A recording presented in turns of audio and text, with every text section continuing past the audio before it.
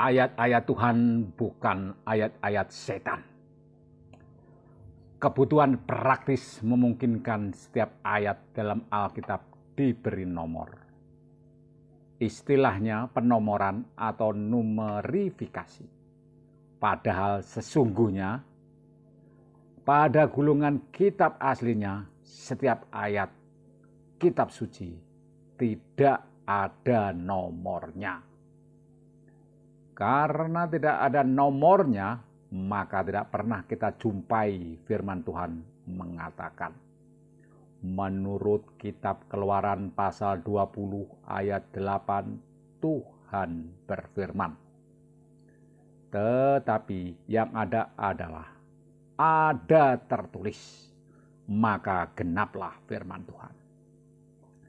Apakah karena di kitab atau lembaran asli tidak ada nomor-nomor ayat itu, maka tindakan tidak menyebutkan nama kitab berikut pasal dan ayat itu dalam kutipan yang belakangan itu menjadi tindakan tidak alkitabiah? Kita sudah tahu jawabnya. Upaya berkelanjutan dari kanonifikasi gulungan kitab pada Laut Mati itu dilakukan untuk membantu ahli kitab dan umat mudah melakukan pembacaan kitab suci yang menuntun umat pada kebenaran kehendak Tuhan melalui firman-Nya. Jadi kalau ada orang terkesan sok alkitabiah menuntut orang lain dengan kata-kata, mana ayatnya? Ya tidak apa-apa. Kita semua harus alkitabiah dalam menuturkan firman Tuhan. Doktrin gereja, katekismus, pelajaran agama, pelajaran sekolah minggu atau pelajaran sekolah sabat, atau apapun. Semua perbuatan dan perkataan penyebutan kitab suci untuk memudahkan menunjuk sumber firman yang kita pakai.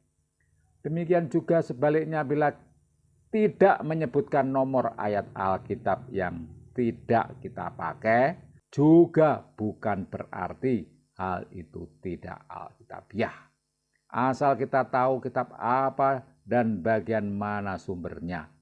Bila ayat Alkitab tidak diberi nomor sekalipun. Di sini ada asas kegunaan praktis bahwa segala sesuatu upaya manusia untuk mempermudah urusannya itu dapatlah dilakukan.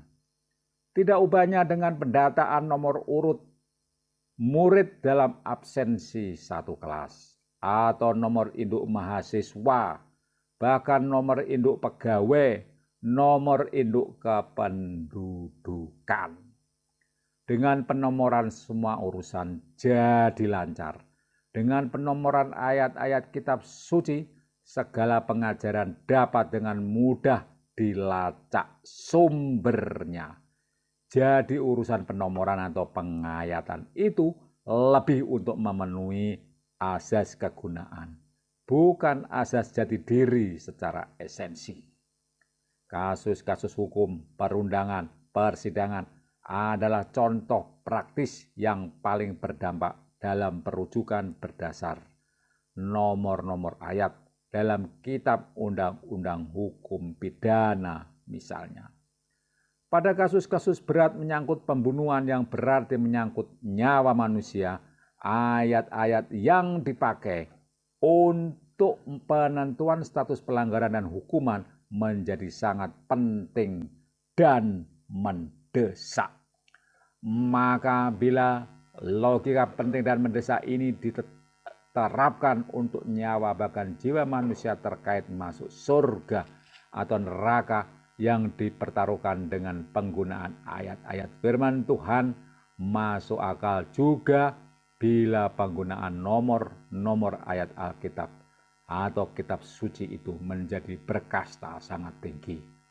Atas dasar itu kita memaklumi kalau ada orang yang dengan garang menuntut orang lain menunjukkan dasar dari dalil-dalilnya harus ditunjukkan secara pasti dan tepat. Ada di kitab suci, kitab apa, pasal berapa, ayat berapa, bunyinya bagaimana, dan status kata dan kalimat dari ayat itu. Apakah sudah tepat arti dan maknanya? Lebih dalam lagi kebutuhan tentang rujukan yang tepat itu oleh karena kemungkinan melesetnya teks dan konteks sangat besar bila orang asal comot ayat Alkitab hanya karena tendensi dan kepentingan yang tidak kelihatan. Jadi di sini bermain soal pengetahuan, wawasan, dan motivasi yang ikut menentukan bobot kesalahan pemilihan ayat. Munculnya berbagai macam aliran bahkan sekte meski penggunaan kitab yang sama dan ayat-ayat Alkitab yang sama dapat dimengerti oleh karenanya. Apalagi lebih dalam lagi dikenal ada roh setan atau iblis yang bapa segala pembohong yang dapat menjelma menjadi malaikat terang.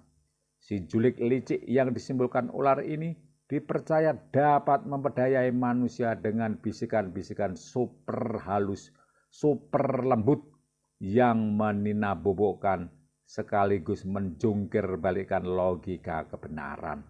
Tak heran muncul penyebutan ayat-ayat setan yang pernah menggegerkan dunia hingga membuat Salman Rushdie menjadi orang paling dicari oleh agama tertentu karena menulis buku berjudul ini. Eits, kebablasan. Itu kan kalau bukunya berbeda dan jelas isi buku berupa bab, pasal, dan ayat tidak sama bunyinya. Tidak untuk Alkitab yang sama dan sudah melalui proses kanonifikasi dan proses penerbitan oleh lembaga-lembaga yang tepat dan berwibawa, kompeten, bertanggung jawab. Oke, inti dari semua itu, setiap perbuatan dan perkataan kita dalam menggunakan ayat-ayat Alkitab, baik menggunakan penomoran maupun tidak, adalah harus dengan penuh tanggung jawab. Dengan sifat bertanggung jawab ini, kita menghindari semua pelabelan, suatu tindakan yang ngawur dan semau gue, seenaknya sendiri. Bukan berarti tuntutan yang terakhir ini melanggar asas kebebasan, tetapi justru memperkuat. Oleh karena manusia itu bebas untuk mengekspresikan diri sendiri untuk dapat mencapai tujuan tertinggi yang dapat diraih olehnya. Namun ada yang namanya tanggung jawab terhadap tindakan dan hasil serta dampaknya. Oleh karena itulah ada koridor yang mengaturnya. Sebuah kategorisasi tindakan manusia itu termasuk dalam suatu jenis disiplin bidang apa. Disiplin ilmukah, disiplin hukum, disiplin kajian apa, disiplin kajian ilmiahkah, opini bebaskah, perenungan jiwakah. Ukuran-ukuran yang dapat dipakai dan diterapkan dalam hal ini yang dapat mengidentifikasi suatu tindakan atau karya termasuk jenis apa dengan tujuan dan manfaat apa bagi banyak orang. Dengan demikian jelas, bila dikatakan tulisan ini meski menyangkut pembahasan kitab suci dan mengambil darinya selaku sumber pemikiran, tidak bisa dikatakan bukan merupakan opini bebas yang bermanfaat untuk memperdalam pemahaman bebas namun bertanggung jawab. Melengkapi pemahaman kitab suci yang rata-rata ada merupakan pemahaman yang menuntut ada kepatuhan dan robotisasi pola pikiran manusia yang seragam. Perumpamaan dalam Alkitab yang sangat dekat dengan akhir pembahasan ini adalah tentang benih-benih kebenaran yang ditabur. Ada benih yang jatuh di tanah gembur, tanah berbatu, tanah bersemak duri. Maka ada yang tumbuh subur, kering, mati, atau tumbuh tidak jelas. Tampaknya mungkin Anda berpendapat urian panjang lebar ini termasuk hasil taburan di tanah bersemak duri dengan hasil yang tidak jelas. Menghasilkan pembahasan firman Tuhan yang tidak jelas bagi jiwa manusia. Dan menurut Anda hal ini berarti bukan hal yang baik atau positif. Dengan penilaian semacam itu dengan sendirinya merupakan bukti bahwa manusia itu sering mengkotakkan diri sendiri pada tata aturan menurut perspektifnya sendiri. Dari satu sisi boleh disebut sebagai membatasi karunia Tuhan yang tidak terbatas. Secara ilmiah tentang otak kanan dan otak kiri, kita dapat menilai diri sendiri di mana kekuatan kita.